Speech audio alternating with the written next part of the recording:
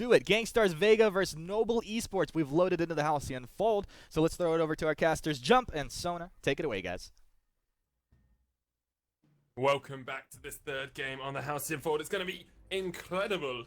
I so much look forward to these blind pick games because you never know what you're going to get. And what we've got this game is a glaive jungle along with that fortress on the side of GankStars Vega, and then in the Adagio mirror matchup in the lane here between Noble eSports and GankStars Vega. It's going to be great. It's going to be exciting. Taka as well picked up for Noble eSports along with that fortress again. Obviously, Fortress a very strong early aggressive roamer, so we're going to see him try and put some pressure down on Coeds already. Oh, they're already going to decide to go in onto this. Coed picks up that first kill. And now Uni is forced to disengage and run away as both of these Adagios are coming to join the fray.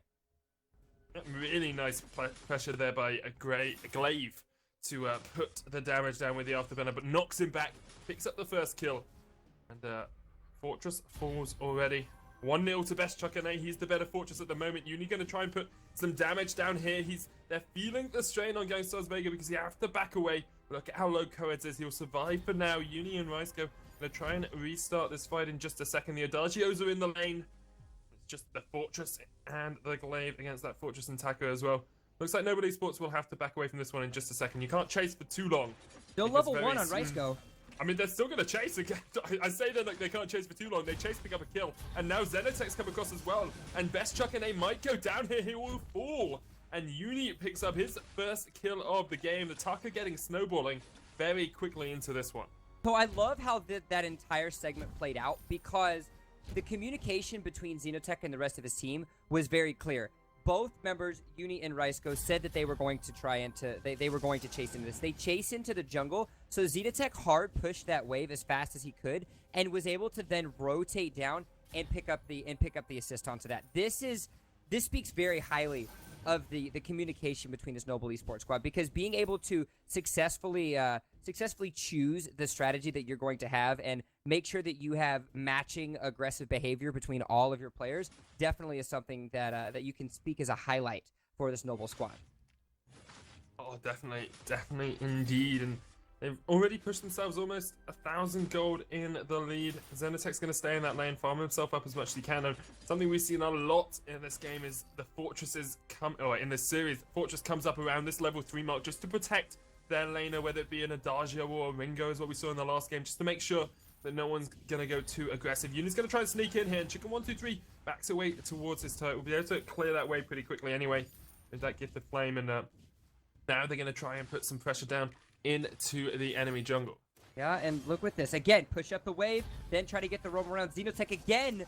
Deja vu happens as he comes around, but here we go, the rest of the fight. Don't think they're going to be able to pick up any kills here. You can't really dance between the turrets this early on. Xenotech is very, very low. Uni positioning himself to try and see what he can do. Perhaps put some stress in the minds of GankStar Sirius, but they'll just group up in the lane once more, be able to go around and try and steal away some of these jungle camps. So I love this decision by Noble eSports to, when they decide to go back to get some vision, they you have 2 members buying scout traps as well as a flare gun, and that now they're going to be able to try to control the jungle a little bit more. They were able to do this in Game 1. They didn't do it as successfully in Game 2, so now they're going to try to switch things up.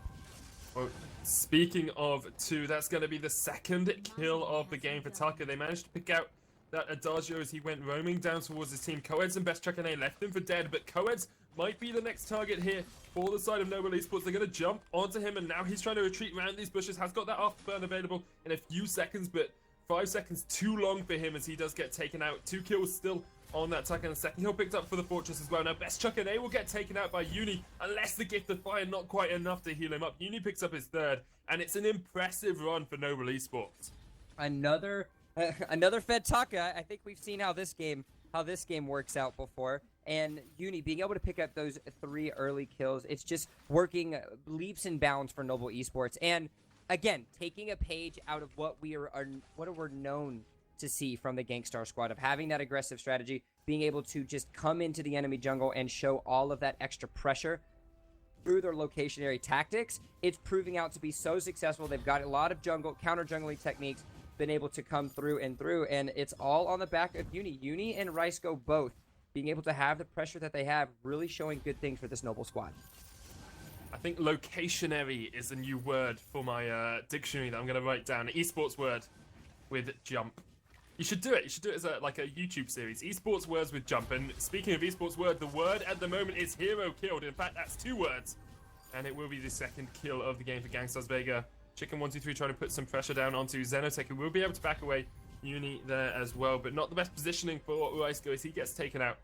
And it helps GankStars Vegas try and put a little bit more on the board gold-wise for themselves. Coed gonna get jumped on here by Uni, and Xenotech around the corner as well. Coed should go down, tries to pop himself away, but won't be able to escape for long. Gets taken out. It's another kill on the board for Noble Esports. Yeah, I really love this decision by Noble Esports to recognize the strength that not only the strength that they have in the early game with this fortress, but as well as recognizing the tilt factor that GankStars have gone through. GankStars won that game 1, but it wasn't the cleanest of wins. It was a lot of back and forth, and they kind of capitalized on the missteps of Noble Esports. And so now that we're in this blind pick game 3, they've picked a very solid composition, a very solid set of heroes, and as a result, they're kind of just eliminating the mechanical mistakes that they made in game 2 and kind of speaking to the advantages that they had in game 1 and using that to really take away and get the lead that they have here in game 3. Look at how quickly Xenotech's itemized towards that alternating current. He's skipped the tier 1 boots, he's skipped the tier 2 boots, those travels. He's gone straight towards the alternating current. He's going all in for this early game damage, and we'll be trying to just put as much stress in the minds of GankStars Vegas as possible. They'll be feeling the squeeze of this game because already they are on the back foot. 2,500 gold the lead. Now Xenotech's going to try and position behind. Chicken123 does have that burst available if he wants to use it. Chicken123 will just walk his way down towards the turret, and Xenotech, they're surviving for now. There's a fight going on across towards the other side as well, but GankStars Vegas should be able to back away.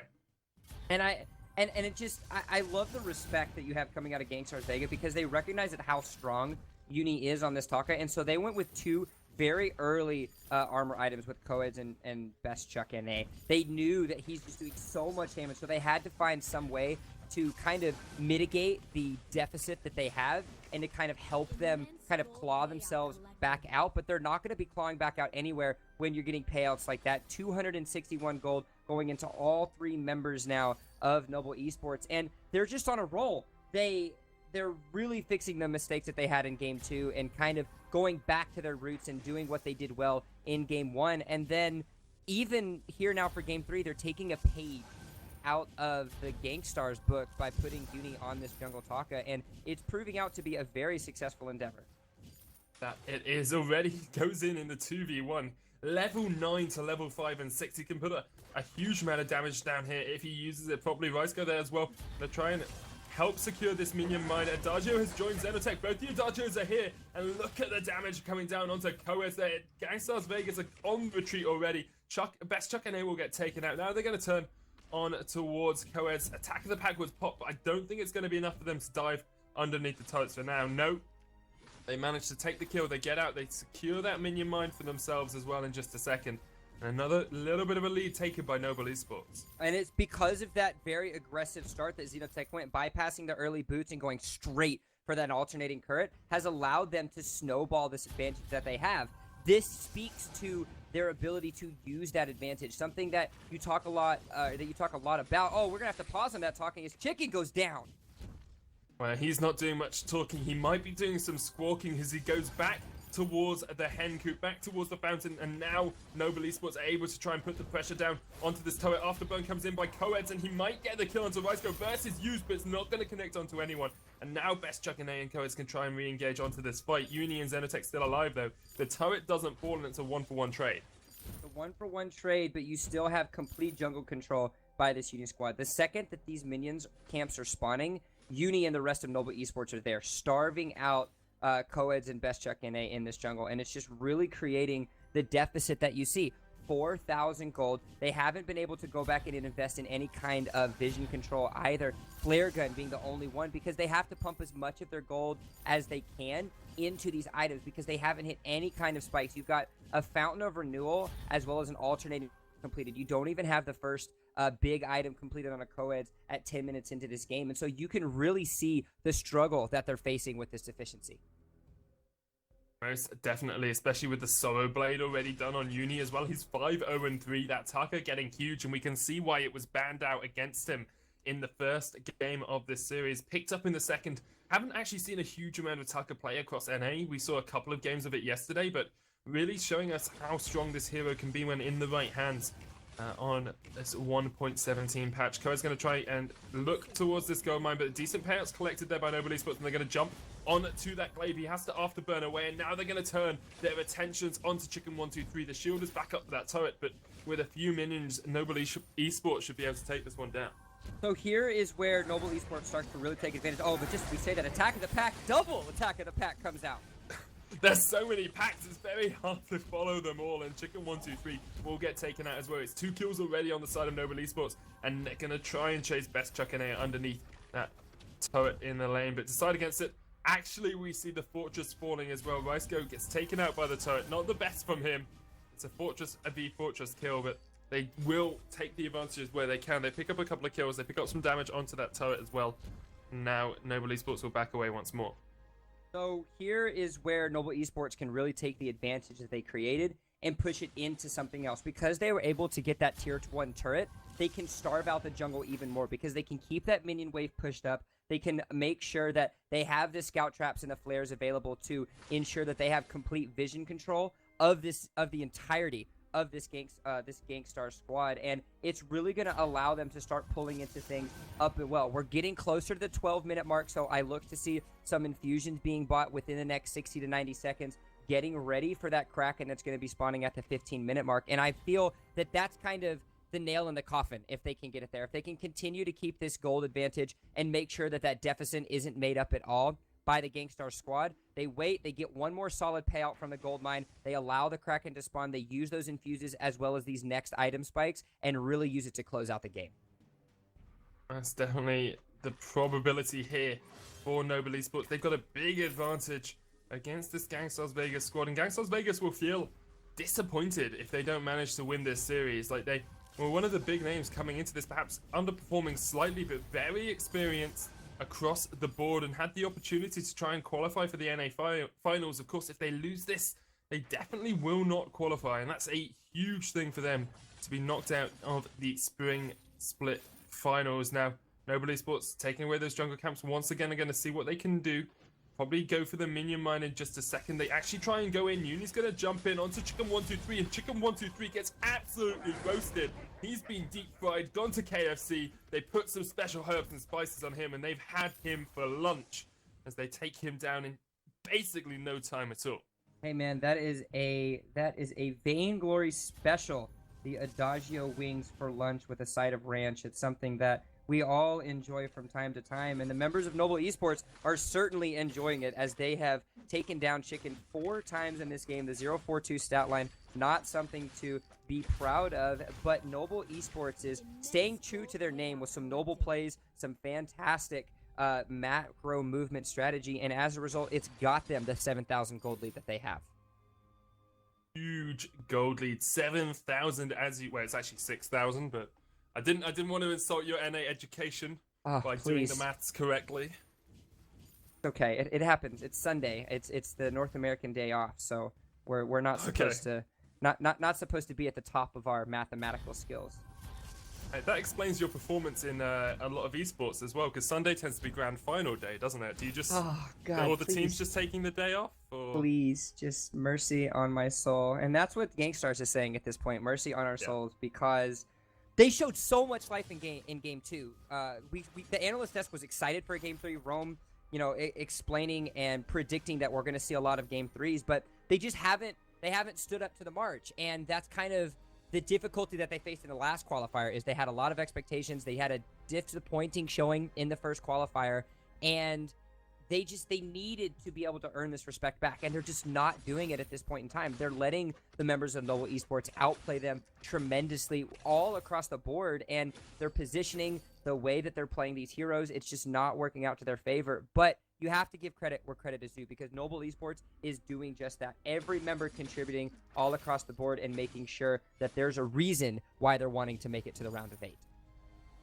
Oh, definitely. Like with the Kraken spawning now as well, Noble Esports Great positional play. Have those scout traps to spot out any GankStars Vegas members who are going to try and steal away this Kraken, but I really don't think GankStars Vega can do much. They need Noble Esports to make a misplay while they push with this Kraken. There's a whole tier 3 item on Tucker that Glaive does not have. Sorrow Blade and a Blazing Salvo into a Tyrant's Monocle, and the Sorrow Blade along with the Blazing Salvo and the coat of plates as well for that extra armor. There's so little that you can do into this Tucker coming out from Uni. He's 5-0-6. No deaths on him, no deaths on Xenotech, and it looks like perhaps that's the way the game's going to end. They're going to push towards this turret. Kraken is on her way, and now we have to see how GankStars Vega can defend. I'm not sure if they can even defend at this point because the item advantages are so huge. You have triple WP infuses all across the board, and just look at that damage that Uni's able to pop out on a chicken. So much damage onto Chicken. Coes now the target. Attack of the Pat pop by Best Chuck NA, and Iceco will have to retreat, but they get another turret. Look at that. There goes the Tucker into the backline. Chicken almost goes down, but the Afterburn will actually manage to pick up the kill. They get a counter kill onto the Glaive, but Noble Esports need to be a little bit cautious here. The fountain's right there, and Chicken 123 has healed up. Noble Esports will just back away, go back towards their enemy jungle, take away what they can, but they get a couple of turrets. Kraken goes down. Yes, that gives the gold across towards GankStars Vega again, but you'll take that couple of turrets and a kill for that Kraken going down. Yep, because again, you're able to continuously keep these resources out of the pockets of GankStars Vega, because you take the towers, you come through, swipe away as much of the jungle as possible, and this is a big task because you're at a very pivotal moment. As we get later into this game, believe it or not, the members of GankStars Vega are going to scale pretty handily if they're able to catch up. So if they can continue to if they can continue to stall, if they can continue to just allow these 1-2, 2-1 trades, then there is a possibility. But this is where Noble Esports needs to take control, because if they can close this game out, it's not only going to win them the series, but it's going to give them a lot of momentum, because they will be facing the winner of Hammers Kinetic versus Mutiny, and we're just getting word actually that Hammers Kinetic won very decisively in the third game, and so there is a huge opportunity for them to do something, because Mutiny took game 1 away, and that shows that these super powerful, these godlike Hammers Kinetic team isn't as powerful and immortal as what we had thought them to be. And so if this momentum that Noble Esports is creating right now in this match, right now in this series, then there's a lot of opportunity and there's a lot of possibility of them actually upsetting the #1 seed in the round of 8. Most decidedly, and that is next week, I believe, that round of 8 match. So a long way for them to wait. They have to try and carry that momentum if they can. They're going to try and jump onto Best Chuck NA, who should be able to escape. Needs to be a little bit careful, because actually only 2 members of GSV were there for the moment, but now GankStars Vega will come back. They get back towards the fountain. They're able to defend. Noble Esports weren't able to catch anyone out properly there, and they will just back away. Kraken is spawned. Turn and put their attentions towards her once again. So Kraken is back. You've got infuses available. You see the stock up of infuses coming out of GankStars, because this is essentially the last stand. They need to fight for this Kraken. They need to do anything and everything they can to contest this objective, because if this Kraken gets taken and the members of Noble Esports are simply able to take this for free, then this is going to be a disaster for the GankStars squad. Definitely is. Kraken already third captured there.